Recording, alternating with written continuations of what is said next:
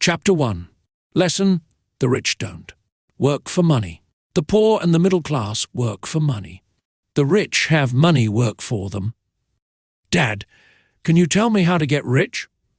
My dad put down the evening paper. Why do you want to get rich, son? Because today Jimmy's mom drove up in their new Cadillac and they were going to their beach house for the weekend.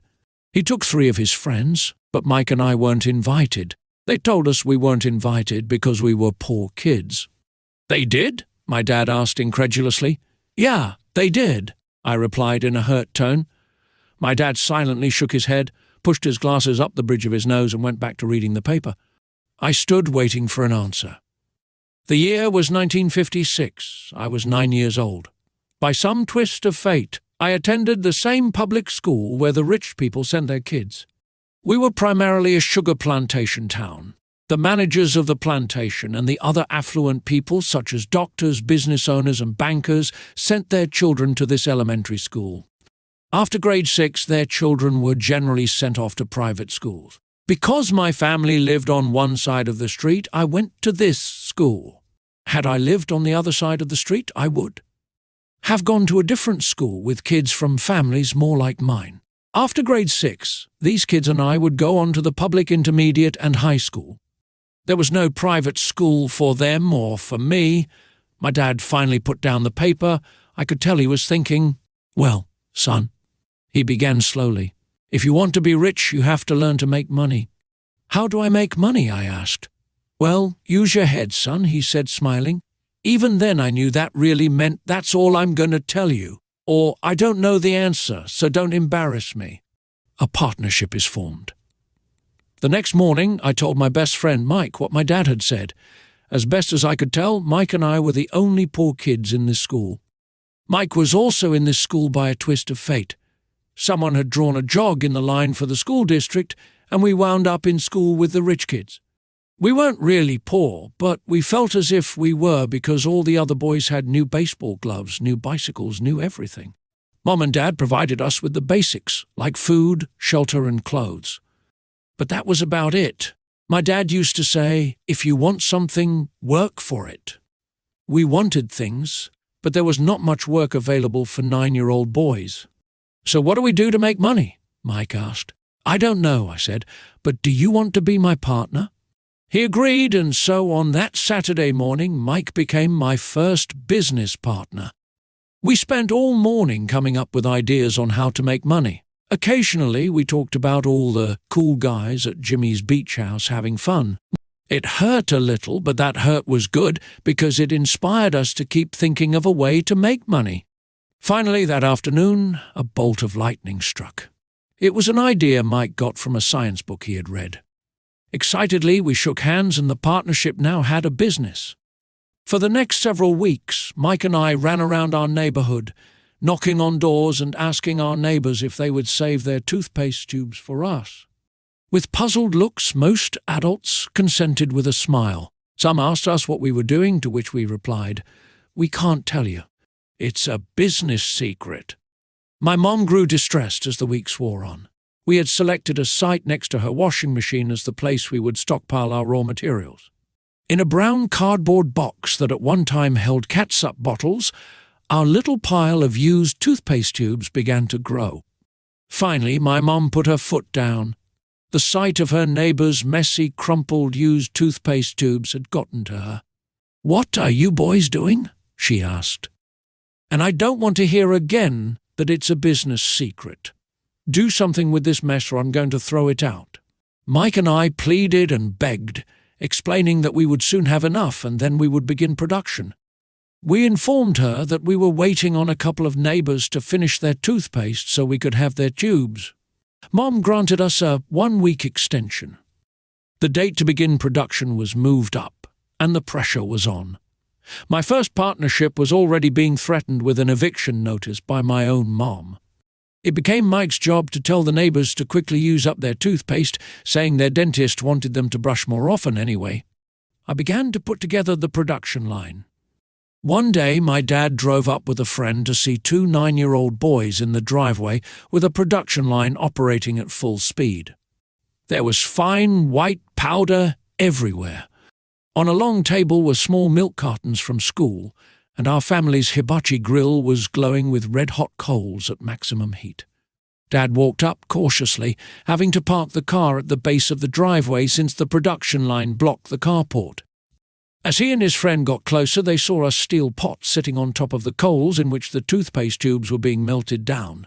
In those days, toothpaste did not come in plastic tubes. The tubes were made of lead, so once the paint was burned off, the tubes were dropped in the small steel pot. They melted until they became liquid, and with my Mom's pot holders, we poured the lead through a small hole in the top of the milk cartons. The milk cartons were filled with plaster of Paris. White powder was everywhere. In my haste, I had knocked the bag over, and the entire area looked like it had been hit by a snowstorm.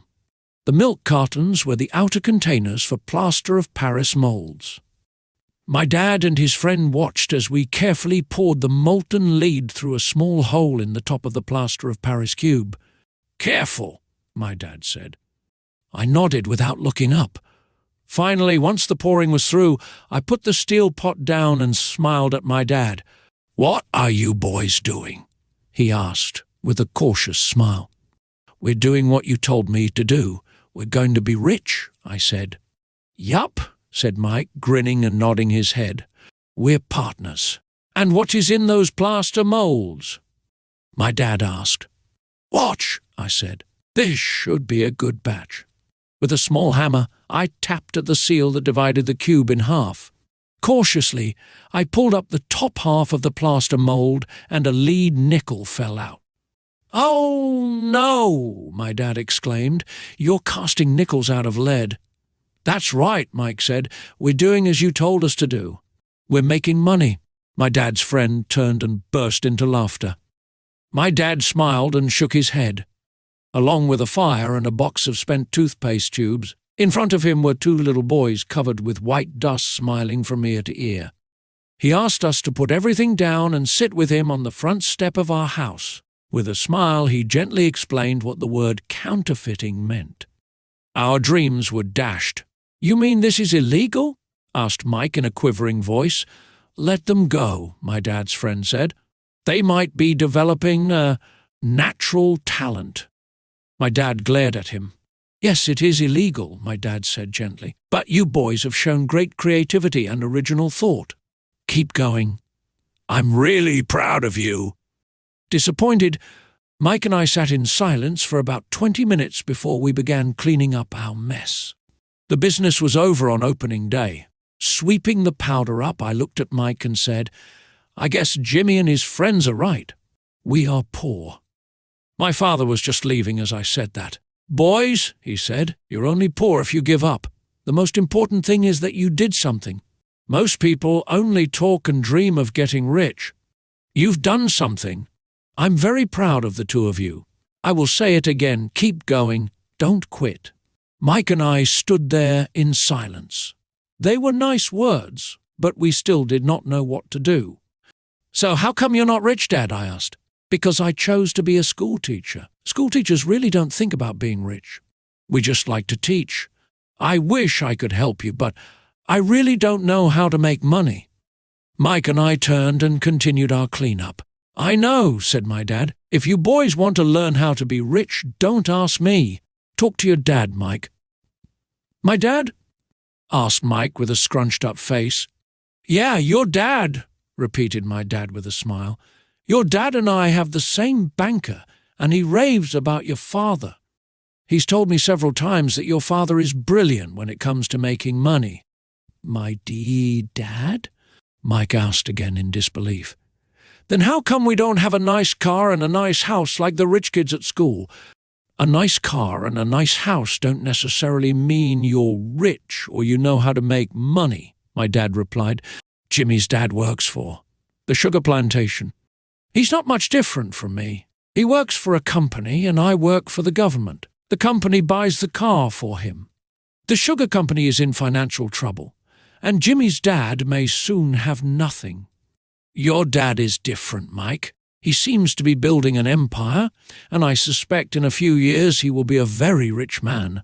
With that, Mike and I got excited again. With new vigor, we began cleaning up the mess caused by our now-defunct first business. As we were cleaning, we made plans for how and when to talk to Mike's dad. The problem was that Mike's dad worked long hours and often did not come home until late. His father owned warehouses, a construction company, a chain of stores, and 3 restaurants. It was the restaurants that kept him out late. Mike caught the bus home after we had finished cleaning up.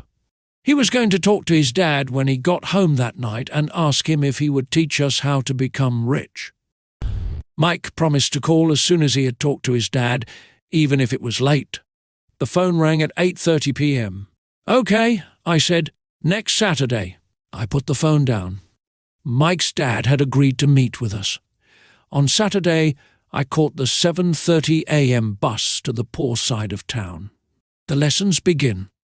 Mike and I met with his dad that morning at 8 o'clock. He was already busy, having been at work for more than an hour.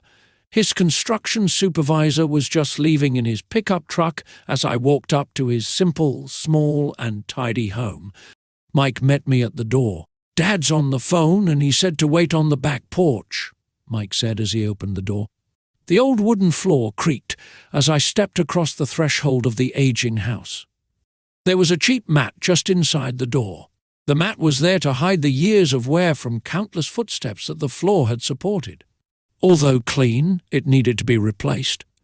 I felt claustrophobic as I entered the narrow living room that was filled with old, musty, overstuffed furniture that today would be collector's items. Sitting on the couch were 2 women, both a little older than my mom. Across from the women sat a man in workman's clothes. He wore khaki slacks and a khaki shirt, neatly pressed but without starch, and polished work boots. He was about 10 years older than my dad. They smiled as Mike and I walked past them toward the back porch. I smiled back shyly. "Who are those people?" I asked. "Oh, they work for my dad. The older man runs his warehouses, and the women are the managers of the restaurants. And as you arrived, you saw the construction supervisor, who is working on a road project about 50 miles from here. His other supervisor, who is building a track of houses, left before you got here." "Does this go on all the time?" I asked. "Not always, but quite often," said Mike, smiling as he pulled up a chair to sit down next to me. "I asked my dad if he would teach us to make money," Mike said. "Oh, and what did he say to that?" I asked with cautious curiosity. "Well, he had a funny look on his face at first, and then he said he would make us an offer." "Oh," I said, rocking my chair back against the wall. I sat there perched on 2 rear legs of the chair. Mike did the same thing. "Do you know what the offer is?" I asked. "No, but we'll soon find out." Suddenly, Mike's dad burst through the rickety screen door and onto the porch. Mike and I jumped to our feet, not out of respect, but because we were startled. "Ready, boys?" he asked as he pulled up a chair to sit down with us. We nodded our heads as we pulled our chairs away from the wall to sit in front of him. He was a big man, about 6 feet tall and 200 pounds. My dad was taller, about the same weight, and 5 years older than Mike's dad. They sort of looked alike, though not of the same ethnic makeup. Maybe their energy was similar. "Mike says you want to learn to make money, is that correct, Robert?" I nodded my head quickly, but with a little trepidation. He had a lot of power behind his words and smile. "Okay, here's my offer. I'll teach you, but I won't do it classroom style. You work for me, I'll teach you. You don't work for me, I won't teach you. I can teach you faster if you work, and I'm wasting my time if you just want to sit and listen like you do in school. That's my offer. Take it or leave it." "Ah, may I ask a question first?" I asked. "No, take it or leave it. I've got too much work to do to waste my time. If you can't make up your mind decisively, then you'll never learn to make money anyway. Opportunities come and go. Being able to know when to make quick decisions is an important skill. You have the opportunity that you asked for. School is beginning, or it's over in 10 seconds, Mike's dad said with a teasing smile. "Take it," I said. "Take it," said Mike. "Good," said Mike's dad. "Mrs. Martin will be by in 10 minutes. After I'm through with her, You'll ride with her to my superette and you can begin working. I'll pay you 10 cents an hour and you'll work 3 hours every Saturday. But I have a softball game today, I said. Mike's dad lowered his voice to a stern tone. Take it or leave it, he said. I'll take it, I replied, choosing to work and learn instead of playing. 30 cents later. By 9 a.m. that day, Mike and I were working for Mrs. Martin. She was a kind and patient woman. She always said that Mike and I reminded her of her 2 grown sons. Although kind, she believed in hard work and kept us moving. We spent 3 hours taking canned goods off the shelves, brushing each can with a feather duster to get the dust off, and then restacking them neatly. It was excruciatingly boring work. Mike's dad, whom I call my rich dad, owned 9 of these little superettes, each with a large parking lot. They were the early version of the 7-Eleven convenience stores, little neighborhood grocery stores where people bought items such as milk, bread, butter, and cigarettes. The problem was that this was Hawaii before air conditioning was widely used, and the stores could not close their doors because of the heat. On 2 sides of the store, the doors had to be wide open to the road and parking lot. Every time a car drove by or pulled into the parking lot, dust would swirl and settle in the store. We knew we had a job as long as there was no air conditioning. For 3 weeks, Mike and I reported to Mrs. Martin and worked our 3 hours. By noon, our work was over, and she dropped 3 little dimes in each of our hands. Now, even at the age of 9, in the mid-30 cents was not too exciting. Comic books cost 10 cents back then, so I usually spent my money on comic books and went home. By Wednesday of the 4th week, I was ready to quit. I'd agreed to work only because I wanted to learn to make money from Mike's dad, and now I was a slave for 10 cents an hour. On top of that, I had not seen Mike's dad since that first Saturday. I'm quitting, I told Mike at lunchtime. School was boring, and now I did not even have my Saturdays to look forward to. But it was the sense that really got to me. This time Mike smiled. What are you laughing at? I asked with anger and frustration.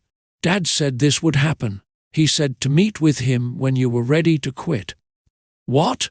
I said indignantly. He's been waiting for me to get fed up? Sort of, Mike said. Dad's kind of different. He doesn't teach like your dad. Your mom and dad lecture a lot. My dad is quiet and a man of few words. You just wait till this Saturday. I'll tell him you're ready. You mean I've been set up? No, not really, but maybe. Dad will explain on Saturday. Waiting in line on Saturday. I was ready to face Mike's dad. Even my real dad was angry with him. My real dad, the one I call the poor one, thought that my rich dad was violating child labor laws and should be investigated. My educated poor dad told me to demand what I deserve, at least 25 cents an hour. My poor dad told me that if I did not get a raise, I was to quit immediately. You don't need that damn job anyway, said my poor dad with indignation. At 8 o'clock Saturday morning, I walked through the door of Mike's house when Mike's dad opened it. Take a seat and wait in line, he said as I entered. He turned and disappeared into his little office next to a bedroom. I looked around the room and didn't see Mike anywhere. Feeling awkward, I cautiously sat down next to the same 2 women who were there 4 weeks earlier. They smiled and slid down the couch to make room for me. 45 minutes went by, and I was steaming. The 2 women had met with him and left 30 minutes earlier. An older gentleman was in there for 20 minutes and was also gone. The house was empty, and here I sat in a musty, dark living room on a beautiful sunny Hawaiian day, waiting to talk to a cheapskate who exploited children. I could hear him rustling around the office, talking on the phone and ignoring me. I was ready to walk out, but for some reason I stayed. Finally, 15 minutes later, at exactly 9 o'clock, Rich Dad walked out of his office, said nothing, and signaled with his hand for me to enter. I understand you want a raise, or you're going to quit, Rich Dad said as he swiveled in his office chair. Well, you're not keeping your end of the bargain, I blurted out, nearly in tears. It was really frightening for me to confront a grown-up, You said that you would teach me if I worked for you. Well, I've worked for you. I've worked hard.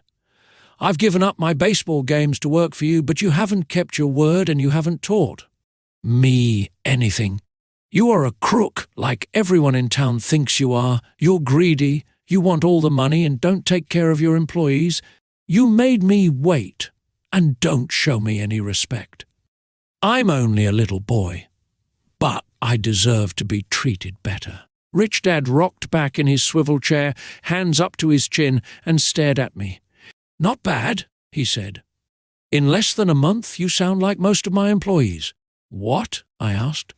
Not understanding what he was saying, I continued with my grievance. I thought you were going to keep your end of the bargain and teach me. Instead, you want to torture me? That's cruel. That's really cruel. I am teaching you, Rich Dad said quietly. What have you taught me? Nothing, I said angrily. You haven't even talked to me once since I agreed to work for peanuts. 10 cents an hour. Ha!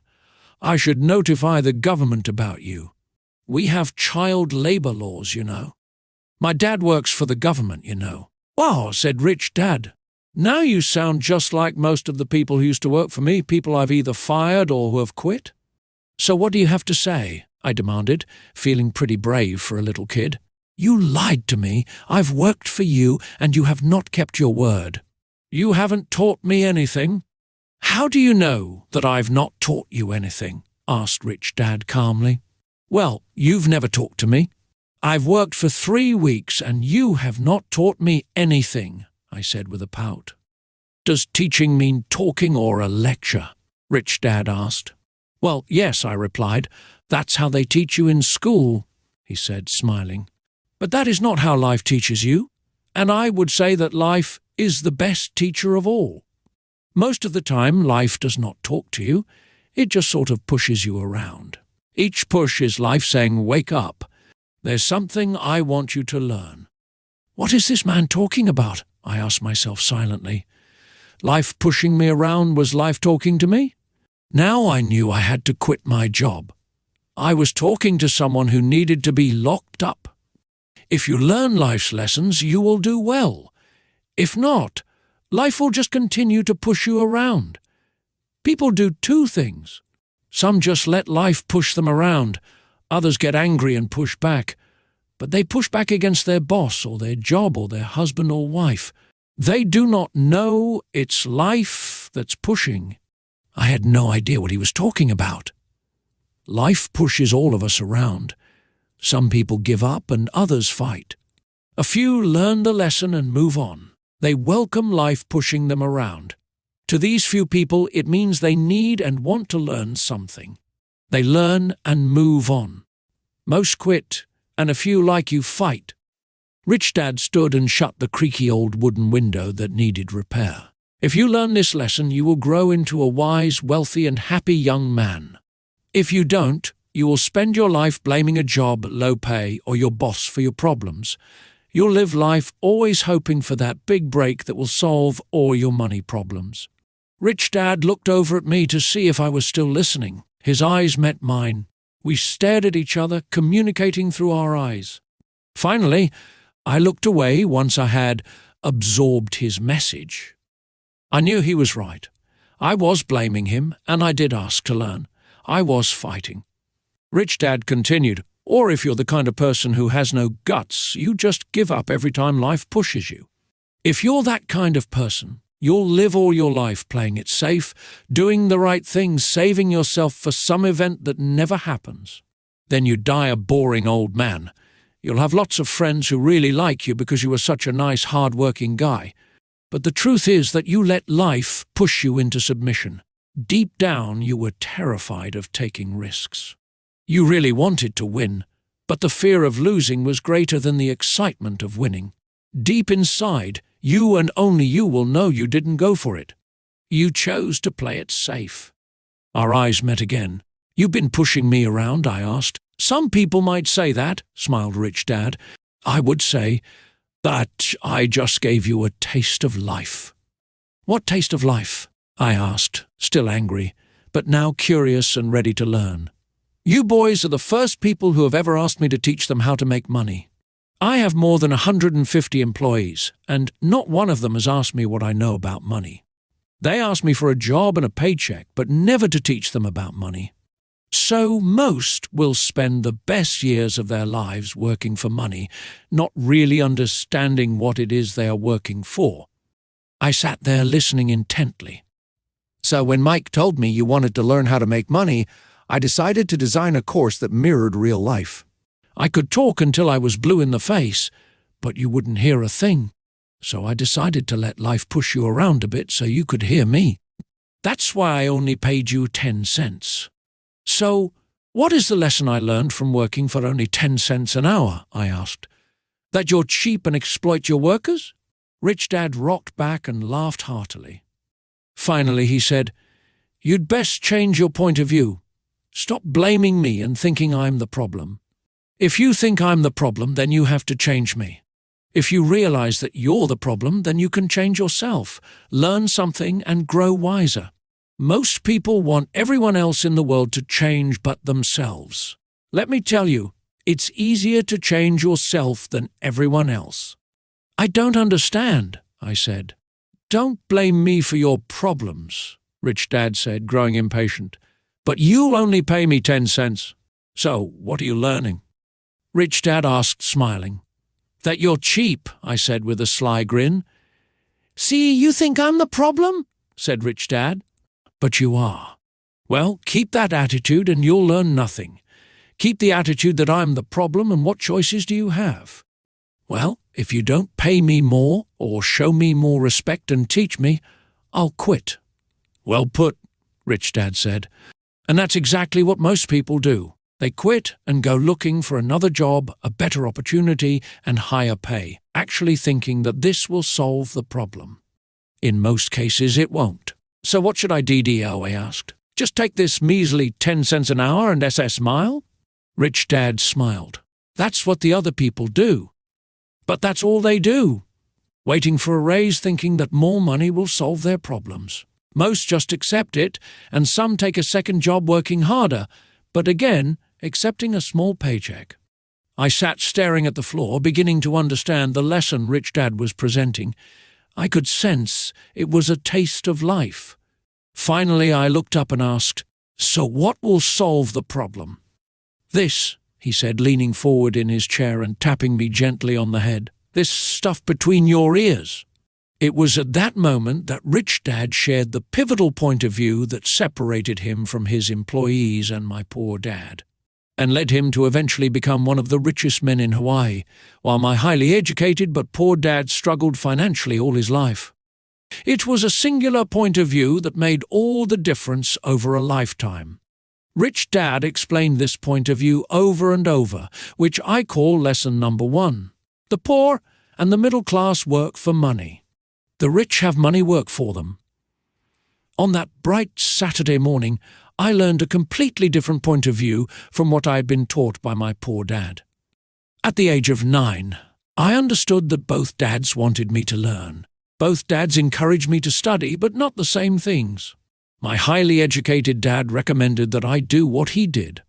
"Son, I want you to study hard, get good grades, so you can find a safe, secure job with a big company, and make sure it has excellent benefits." My rich dad wanted me to learn how money works so I could make it work for me. These lessons I would learn through life with his guidance, not because of a classroom. My rich dad continued my first lesson, "I'm glad you got angry about working for 10 cents an hour. If you hadn't got angry and had simply accepted it, I would have to tell you that I could not teach you. You see, true learning takes energy, passion, and a burning desire. Anger is a big part of that formula, for passion is anger and love combined. When it comes to money, most people want to play it safe and feel secure, so passion does not direct them. Fear does. So, is that why they'll take jobs with low pay?" I asked. "Yes," said Rich Dad. "Some people say I exploit people because I don't pay as much as the sugar plantation or the government. I say the people exploit themselves. It's their fear, not mine." "But don't you feel you should pay them more?" I asked. "I don't have to. And besides, more money will not solve their problems. Just look at your dad. He makes a lot of money and he still can't pay his bills. Most people, given more money, only get into more debt. So that's why the 10 cents an hour, I said, smiling. It's a part of the lesson. That's right, smiled Rich Dad. You see, your dad went to school and got an excellent education, so he could get a high-paying job. But he still has money problems because he never learned anything about money in school. On top of that, he believes in working for money. And you don't? I asked. No, not really, said Rich Dad. If you want to learn to work for money, then stay in school. That is a great place to learn to do that. But if you want to learn how to have money work for you, then I will teach you that. But only if you want to learn. Wouldn't everyone want to learn, Tivette? He asked. No, said Rich Dad, simply because it's easier to learn to work for money. Especially if fear is your primary emotion when the subject of money is discussed. I don't understand, I said with a frown. Don't worry about that for now. Just know that it's fear that keeps most people working at a job. The fear of not paying their bills, the fear of being fired, the fear of not having enough money, and the fear of starting over. That's the price of studying to learn a professional trade and then working for money. Most people become a slave to money and then get angry at their boss. Learning to have money work for you is a completely different course of study? I asked. Absolutely, Rich Dad answered. Absolutely. We sat in silence on that beautiful Hawaiian Saturday morning. My friends had just started their Little League baseball game, but for some reason I was now thankful I had decided to work for 10 cents an hour. I sensed that I was about to learn something my friends wouldn't learn in school. Ready to learn? Asked Rich Dad. Absolutely, I said with a grin. I have kept my promise. I've been teaching you from afar, my Rich Dad said. At 9 years old, you've gotten a taste of what it feels like to work for money. Just multiply your last month by 50 years and you will have an idea of what most people spend their life doing. I don't understand, I said. How did you feel waiting in line to see me, once to get hired and once to ask for more money? Terrible, I said. If you choose to work for money, that is what life will be like, said Rich Dad. And how did you feel when Mrs. Martin dropped 3 dimes in your hand for 3 hours of work? I felt like it wasn't enough. It seemed like nothing. I was disappointed, I said. And that is how most employees feel when they look at their paychecks, especially after all the tax and other deductions are taken out. At least you got 100%. You mean most workers don't get paid everything? I asked with amazement. Heavens no, said Rich Dad. The government always takes its share first. How do they do that? I asked. Taxes, said Rich Dad. You're taxed when you earn. You're taxed when you spend. You're taxed when you save. You're taxed when you die. Why do people let the government do that to them? The rich don't, said Rich Dad with a smile. The poor and the middle class do. I'll bet you that I earn more than your dad, yet he pays more in taxes. How can that be? I asked. At my age, that made no sense to me. Why would someone let the government do that to them? Rich Dad rocked slowly and silently in his chair, just looking at me. Ready to learn? He asked. I nodded my head slowly. As I said, there is a lot to learn. Learning how to have money work for you is a lifetime study. Most people go to college for 4 years, and their education ends. I already know that my study of money will continue over my lifetime, simply because the more I find out, I need to know. Most people never study the subject. They go to work, get their paycheck, balance their checkbooks, and that's it. Then they wonder why they have money problems. They think that more money will solve the problem and don't realize that it's their lack of financial education that is the problem. So my dad has tax problems because he doesn't understand money? I asked, confused. Look, said Rich Dad, taxes are just one small section on learning how to have money work for you. Today, I just wanted to find out if you still have the passion to learn about money. Most people don't. They want to go to school, learn a profession, have fun at their work, and earn lots of money. One day they wake up with big money problems, and then they can't stop working. That's the price of only knowing how to work for money instead of studying how to have money work for you. So, Do you still have the passion to learn? Asked Rich Dad. I nodded my head. Good, said Rich Dad. Now get back to work. This time I will pay you nothing. What? I asked in amazement. You heard me. Nothing. You will work the same 3 hours every Saturday, but this time you will not be paid 10 cents per hour. You said you wanted to learn to not work for money, so I'm not going to pay you anything. I couldn't believe what I was hearing. I've already had this conversation with Mike, and he's already working, dusting and stacking canned goods for free. You'd better hurry and get back there. That's not fair, I shouted. You've got to pay something. You said you wanted to learn. If you don't learn this now, you'll grow up to be like the 2 women and the older man sitting in my living room, working for money and hoping I don't fire them, or like your dad, earning lots of money only to be in debt up to his eyeballs, hoping more money will solve the problem. If that's what you want, I'll go back to our original deal of 10 cents an hour. Or you can do what most adults do. Complain that there is not enough pay, quit, and go looking for another job. But what do? I asked. Rich Dad tapped me on the head. Use this, he said. If you use it well, you will soon thank me for giving you an opportunity, and you will grow into a rich man. I stood there, still not believing what a raw deal I was handed. I came to ask for a raise, and somehow I was instead working for nothing. Rich Dad tapped me on the head again and said, Use this. Now get out of here and get back to work. Lesson number 1. The rich don't work for money. I didn't tell my poor dad I wasn't being paid. He wouldn't have understood, and I didn't want to try to explain something I didn't understand myself. For 3 more weeks, Mike and I worked 3 hours every Saturday for nothing. The work didn't bother me, and the routine got easier. But it was the missed baseball games and not being able to afford to buy a few comic books that got to me. Rich Dad stopped by at noon on the 3rd week. We heard his truck pull up in the parking lot and sputter when the engine was turned off. He entered the store and greeted Mrs. Martin with a hug. After finding out how things were going in the store, he reached into the ice cream freezer, pulled out 2 bars, paid for them, and signaled to Mike and me. Let's go for a walk, boys. We crossed the street, dodging a few cars, and walked across a large grassy field where a few adults were playing softball. Sitting down at a lone picnic table, he handed Mike and me the treats. How's it going, boys? Okay, Mike said. I nodded in agreement. Learning anything yet? Rich Dad asked. Mike and I looked at each other, shrugged our shoulders, and shook our heads in unison, avoiding one of life's biggest traps. Well, you boys had better start thinking. You're staring at one of life's biggest lessons. If you learn it, you'll enjoy a life of great freedom and security. If you don't, you'll wind up like Mrs. Martin and most of the people playing softball in this park. They work very hard for little money, clinging to the illusion of job security and looking forward to a 3-week vacation each year and maybe a skimpy pension after 45 years of service. If that excites you, I'll give you a raise to 25 cents an hour. But these are good, hard-working people. Are you making fun of them? I demanded. A smile came over Rich Dad's face. Mrs. Martin is like a mother to me.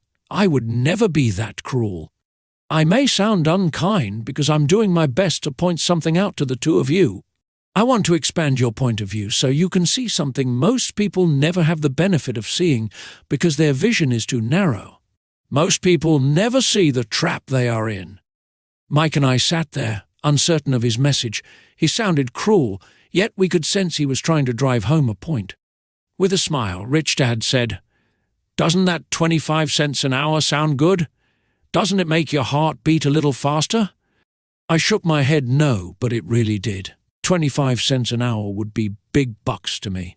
Okay, I'll pay you $1 an hour, Rich Dad said with a sly grin. Now my heart started to race. My brain was screaming, Take it, take it. I could not believe what I was hearing. Still, I said nothing.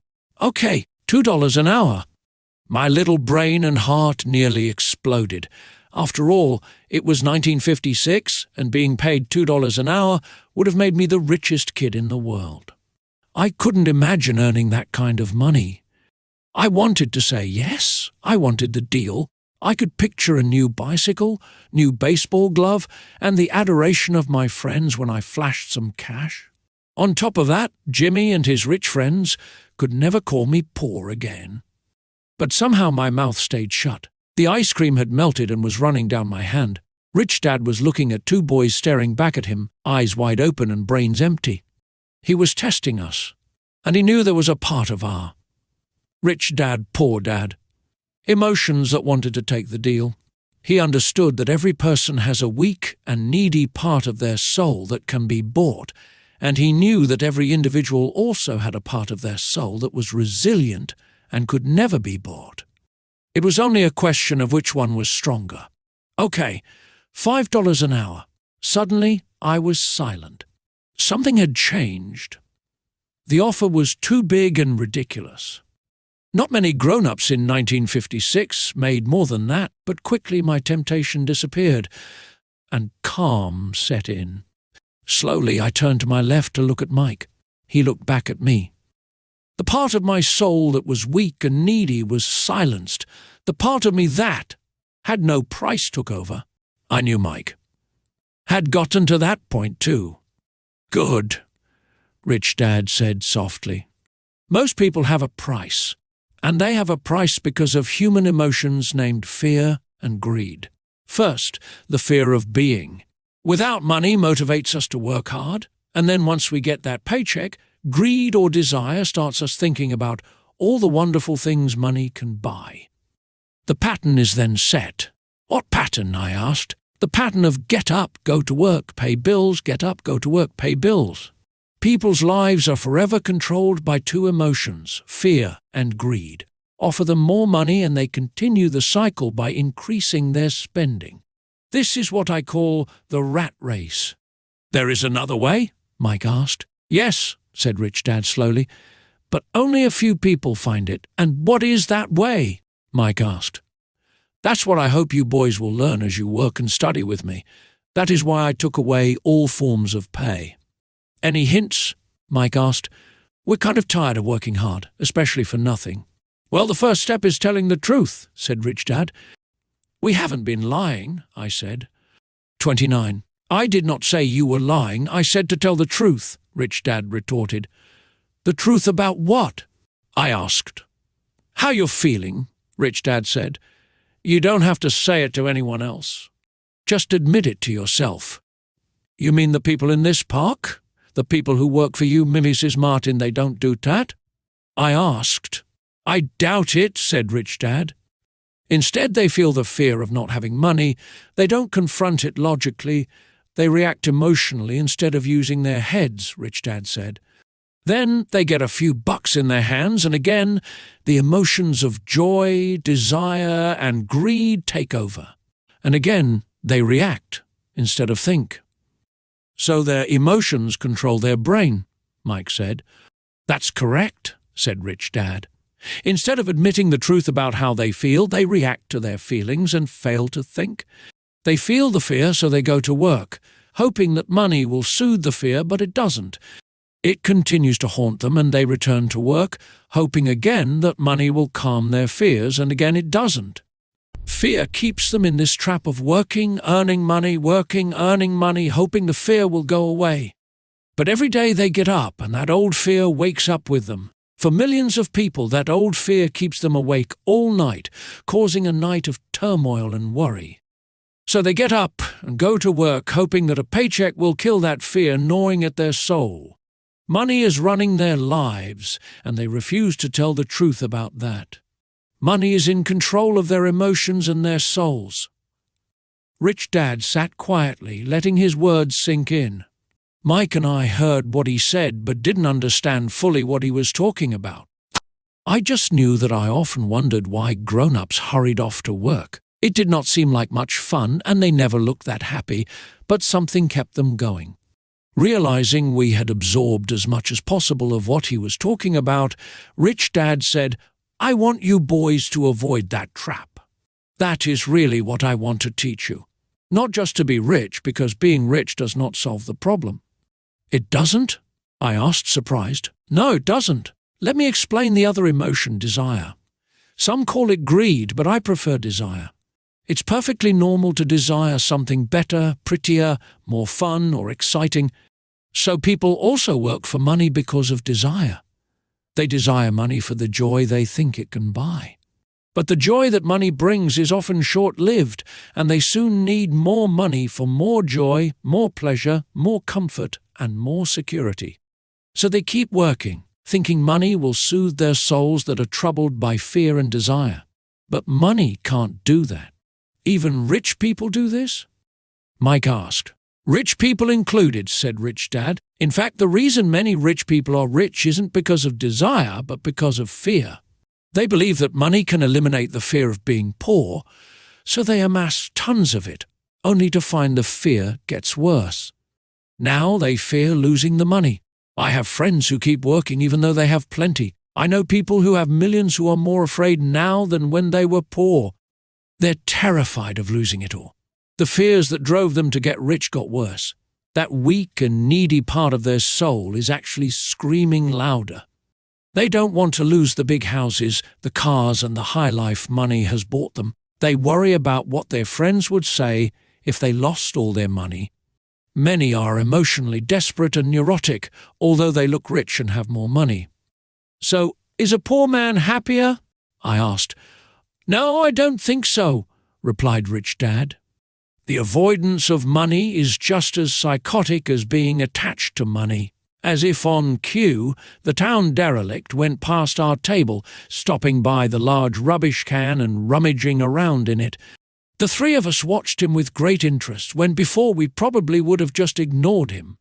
Rich Dad pulled $1 out of his wallet and gestured to the older man. Seeing the money, the derelict came over immediately, took the bill, thanked Rich Dad profusely, and hurried off, ecstatic, with his good fortune. He's not much different from most of my employees, said Rich. Dad, I've met so many people who say, oh, I'm not interested in Chapter 1, Lesson 1, money, yet they'll work at a job for 8 hours a day. That's a denial of truth. If they weren't interested in money, then why are they working? That kind of thinking is probably more psychotic than a person who hoards money.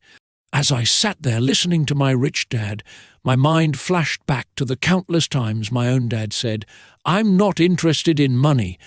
He said those words often. He also covered himself by always saying, I work because I love my job. So what do? I asked. Not work for money until all traces of fear at a job for and greed are gone? No, that would be a waste of time, said Rich Dad. Emotions are what make us human. The word emotion stands for energy and motion. Be truthful about your emotions and use your mind and emotions in your favor, not against yourself. Whoa, said Mike. Don't worry about what I just said. It will make more sense in years to come. Just be an observer, not a reactor to your emotions. Most people do not know that it's their emotions that are doing the thinking. Your emotions are your emotions, but you have got to learn to do your own thinking. Can you give me an example? I asked. Sure, replied Rich Dad. When a person says, I need to find a job, it's most likely an emotion doing the thinking. Fear of not having money generates that thought. But people do need money if they have bills to pay, I said. Sure they do, smiled Rich Dad. All I'm saying is that it's fear that is all too often doing the thinking. I don't understand, said Mike. For example, said Rich Dad, if the fear of not having enough money arises, instead of immediately running out to get a job, they instead might ask themselves this question, will a job be the best? 32. Solution to this fear over the long run? In my opinion, the answer is no. A job is really a short-term solution to a long-term problem. But my dad is always saying stay in school and get good grades, so you can find a safe, secure job, I interjected, somewhat confused. Yes, I understand he says that, said Rich Dad, smiling. Most people recommend that, and it's a good path for most people. But people make that recommendation primarily out of fear. You mean my dad says that because he's afraid? Yes, said Rich Dad. He's terrified that you won't earn enough money and won't fit into society. Don't get me wrong. He loves you and wants the best for you. I too believe an education and a job are important, but it won't handle the fear. You see, that same fear that makes him get up in the morning to earn a few bucks is the fear that is causing him to be so fanatical about your going to school. So, what do you recommend? I asked. I want to teach you to master the power of money instead of being afraid of it. They don't teach that in school, and if you don't learn it, you become a slave to money. It was finally making sense. He wanted us to widen our views and to see what the Mrs. Martins of this world couldn't see. He used examples that sounded cruel at the time, but I've never forgotten them. My vision widened that day, and I began to see the trap that lay ahead for most people. You see, we're all employees ultimately. We just work at different levels, said Rich Dad. I just want you boys to have a chance to avoid the trap caused by those two emotions, fear and desire. Use them in your favor, not against you. That's what I want to teach you. I'm not interested in just teaching you to make a pile of money. That won't handle the fear or desire. If you don't first handle fear and desire and you get rich, you'll only be a highly paid slave. So how do we avoid the trap? I asked. The main cause of poverty or financial struggle is fear and ignorance, not the economy or the government or the rich. It's self-inflicted fear and ignorance that keep people trapped. So you boys go to school and get your college degrees, and I'll teach you how to stay out of the trap. The pieces of the puzzle were appearing. My highly educated dad had a great education and a great career, but school never told him how to handle money or his fear of it. It became clear that I could learn different and important things from two fathers. So you've been talking about the fear of not having money. How does the desire for money affect our thinking? Mike asked. How did you feel when I tempted you with a pay raise? Did you notice your desires rising? We nodded our heads. By not giving in to your emotions, you were able to delay your reactions and think. That is important. We will always have emotions of fear and greed. From here on in, it's imperative for you to use those emotions to your advantage, and for the long term to not let your emotions control your thinking. Most people use fear and greed against themselves. That's the start of ignorance. Most people live their lives chasing paychecks, pay raises, and job security because of the emotions of desire and fear, not really questioning where those emotion-driven thoughts are leading them. It's just like the picture of a donkey dragging a cart with its owner dangling a carrot just in front of its nose. The donkey's owner may be going where he wants to, but the donkey is chasing an illusion. Tomorrow there will only be another carrot for the donkey. You mean the moment I picture a new baseball glove, candy and toys, that's like a carrot to a donkey? Mike asked. Yes, and as you get older, your toys get more expensive, a new car, a boat, and a big house to impress your friends, said Rich Dad with a smile. Fear pushes you out the door, and desire calls to you. That's the trap. So what's the answer? Mike asked. What intensifies fear and desire is ignorance. That is why rich people with lots of money often have more fear the richer they get. Money is the carrot, the illusion. If the donkey could see the whole picture, it might rethink its choice to chase the carrot. Rich Dad went on to explain that a human's life is a struggle between ignorance and illumination. He explained that once a person stops searching for information and self-knowledge, ignorance sets in. That struggle is a moment-to-moment decision to learn to open or close one's mind. Look, school is very important. You go to school to learn a skill or profession to become a contributing member of society. Every culture needs teachers, doctors, mechanics, artists, cooks, business people, police officers, firefighters, and soldiers.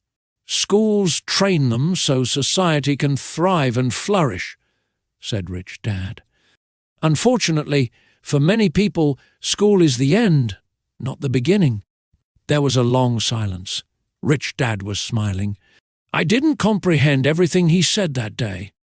But, as with most great teachers, his words continued to teach for years. I've been a little cruel today, said Rich Dad. But I want you to always remember this talk. I want you to always think of Mrs. Martin. And I want you always to remember that donkey.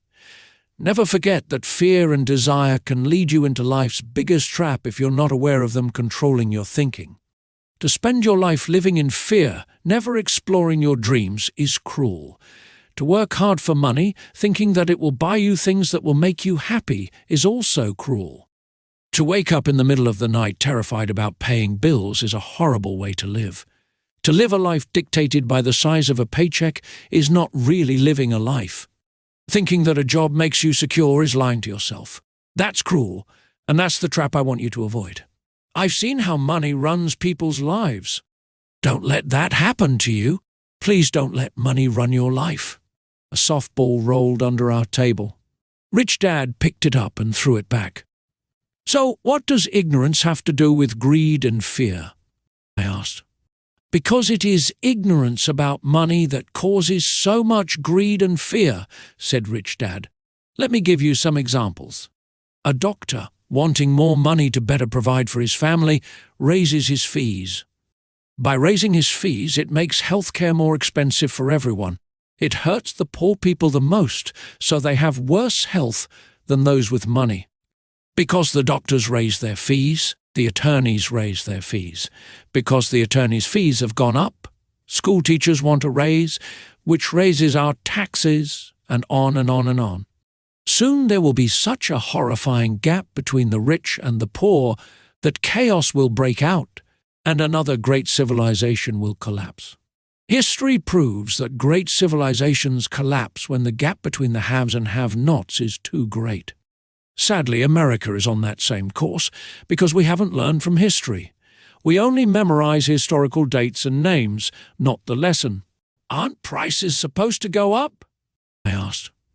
In an educated society with a well-run government, prices should actually come down.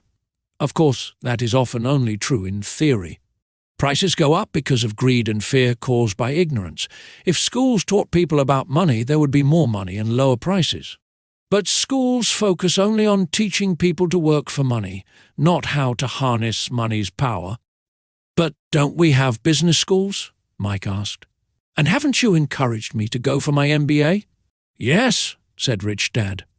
But all too often, business schools train employees to become sophisticated bean counters.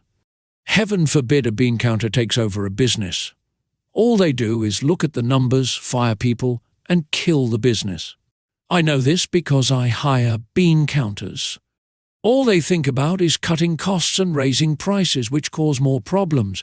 Bean counting is important. I wish more people knew it, but it, too, is not the whole picture, added Rich Dad angrily. So is there an answer? Asked Mike. Yes, said Rich Dad. Learn to use your emotions to think, not think with your emotions. When you boys mastered your emotions by agreeing to work for free, I knew there was hope. When you again resisted your emotions when I tempted you with more money, you were again learning to think in spite of being emotionally charged. That's the first step. Why is that step so important? I asked. Well, that's up to you to find out. If you want to learn, I'll take you boys into the briar patch, a place almost everyone else avoids. If you go with me, you'll let go of the idea of working for money and instead learn to have money work for you. And what will we get if we go with you? What if we agree to learn from you? What will we get? I asked.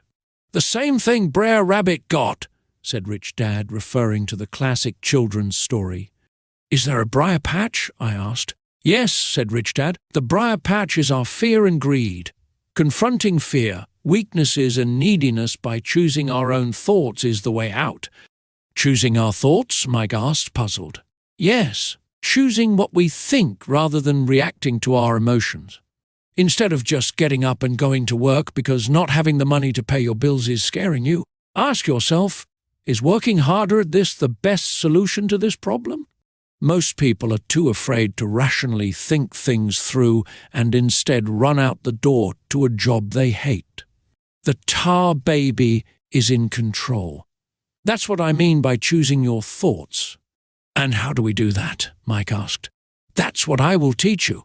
I'll teach you to have a choice of thoughts rather than a knee-jerk reaction like gulping down your morning coffee and running out the door. Remember what I said before, a job is only a short-term solution to a long-term problem. Most people have only one problem in mind and it's short-term. It's the bills at the end of the month, the tar baby. Money controls their lives, or should I say the fear and ignorance about money controls it. So they do as their parents did. They get up every day and go work for money, not taking the time to ask the question, is there another way? Their emotions now control their thinking, not their heads. Can you tell the difference between emotions thinking and the head-thy thinking? Mike asked. Oh, yes. I hear it all the time, said Rich Dad. I hear things like, well, everyone has to work, or the rich are crooks, or I'll get another job. I deserve this raise. You can't push me around. Or I like this job because it's secure. No one asks, is there something I'm missing here? Which would break through the emotional thought and give you time to think clearly. As we headed back to the store, Rich Dad explained that the rich really did make money. They did not work for it. He went on to explain that when Mike and I were casting 5-cent pieces out of lead, thinking we were making money, we were very close to thinking the way the rich think. The problem was that creating money is legal for the government and banks to do, but illegal for us to do. There are legal ways to create money from nothing, he told us. Rich Dad went on to explain that the rich know that money is an illusion, truly like the carrot for the donkey. It's only out of fear and greed that the illusion of money is held together by billions of people who believe that money is real. It's not. Money is really made up. It is only because of the illusion of confidence and the ignorance of the masses that this house of cards stands. He talked about the gold standard that America was on, and that each dollar bill was actually a silver certificate. What concerned him was the rumor that we would someday go off the gold standard and our dollars would no longer be backed by something tangible. If that happens, boys, all hell will break loose. The poor, the middle class, and the ignorant will have their lives ruined simply because they will continue to believe that money is real and that the company they work for, or the government, will look after them. We really did not understand what he was saying that day, but over the years it made more and more sense, seeing what others miss. As he climbed into his pickup truck outside his convenience store, Rich Dad said, "Keep working, boys, but the sooner you forget about needing a paycheck, the easier your adult life will be. Keep using your brain, work for free, and soon your mind will show you ways of making money far beyond what I could ever pay you. You will see things that other people never see. Most people never see these opportunities because they're looking for money and security, so that's all they get. The moment you see one opportunity, you'll see them for the rest of your life. The moment you do that, I'll teach you something else. Learn this, and you'll avoid one of life's biggest traps." Mike and I picked up our things from the store and waved goodbye to Mrs. Martin. We went back to the park, to the same picnic bench, and spent several more hours thinking and talking. We spent the next week at school thinking and talking too. For 2 more weeks, we kept thinking, talking, and working for free. At the end of the second Saturday, I was again saying goodbye to Mrs. Martin and looking at the comic book stand with a longing gaze. The hard thing about not even getting 30 cents every Saturday was that I didn't have any money to buy comic books. Suddenly, as Mrs. Martin said goodbye to Mike and me, I saw her do something I'd never seen her do before. Mrs. Martin was cutting the front page of the comic book in half. She kept the top half of the comic book cover and threw the rest of the book into a large cardboard box. When I asked her what she did with the comic books, she said, "I throw them away. I give the top half of the cover back to the comic book distributor for credit when he brings in the new comics. He's coming in an hour." Mike and I waited for an hour. Soon the distributor arrived, and I asked him if we could have the comic books. To my delight, he said, "You can have them if you work for this store and do not resell them." Remember our old business partnership? Well, Mike and I revived it. Using a spare room in Mike's basement, we began piling hundreds of comic books in that room.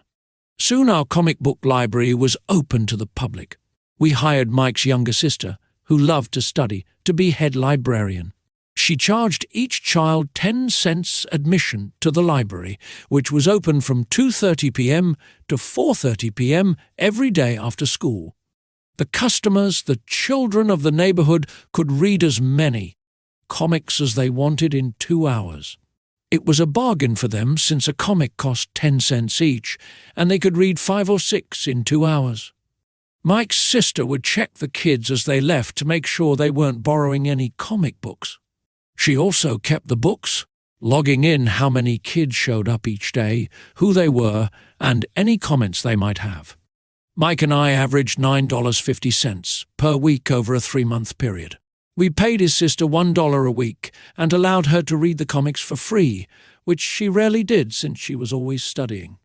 Mike and I kept our agreement by working in the store every Saturday and collecting all the comic books from the different stores. We kept our agreement to the distributor by not selling any comic books. We burned them once they got too tattered. We tried opening a branch office, but we could never quite find someone as trustworthy and dedicated as Mike's sister. At an early age, we found out how hard it was to find good staff. 3 months after the library first opened, a fight broke out in the room. Some bullies from another neighborhood pushed their way in, and Mike's dad suggested we shut down the business. So our comic book business shut down, and we stopped working on Saturdays at the convenience store. But Rich Dad was excited because he had new things he wanted to teach us. He was happy because we had learned our first lesson so well. We learned to make money work for us. By not getting paid for our work at the store, we were forced to use our imaginations to identify an opportunity to make money. By starting our own business, the comic book library, we were in control of our own finances, not dependent on an employer. The best part was that our business generated money for us, even when we weren't physically there. Our money worked for us. Instead of paying us money, Rich Dad had given us so much more.